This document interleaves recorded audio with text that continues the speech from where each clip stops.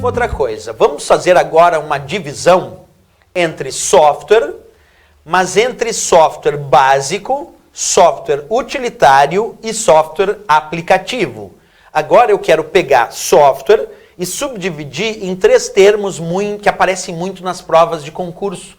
O termo software utilitário, o termo software básico e o termo software aplicativo. E ver a diferença entre esses três termos. Vamos começar aqui pensando no termo software básico que eu acabei de colocar aqui. Antes de te mostrar exemplos, observa comigo. Quando tu fala de software básico, qual é a ideia de um software básico? Normalmente o software básico é associado àquele tipo de programa de computador, aquele tipo de software que serve de base para que outros programas possam funcionar.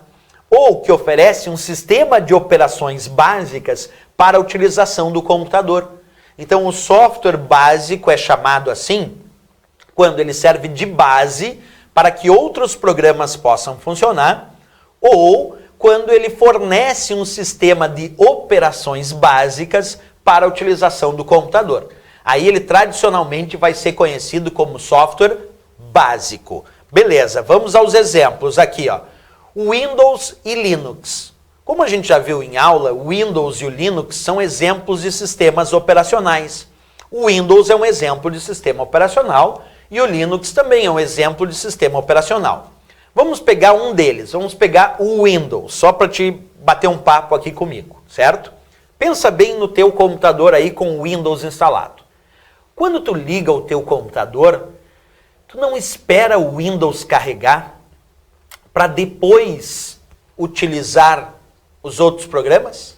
Pensa comigo, tu ligou o teu computador e ficou esperando o Windows carregar. Depois que o Windows carregou, e agora tu digitou lá, escolheu o teu nome de usuário, digitou a tua senha e entrou na tua área de trabalho, então fez o teu logon na tua seção de usuário do Windows, agora tu tem lá um monte de ícones com vários programas para utilizar e tu resolve usar o Word.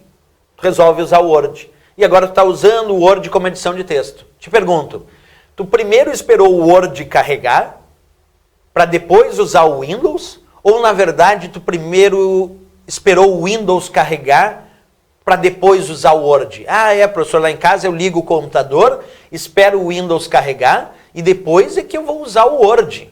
Então o Windows está servindo de software básico, porque ele está servindo de base para outros programas funcionar. Se tu esperou o Windows carregar para depois usar o Word, quem está servindo de base para o Word funcionar? O Windows.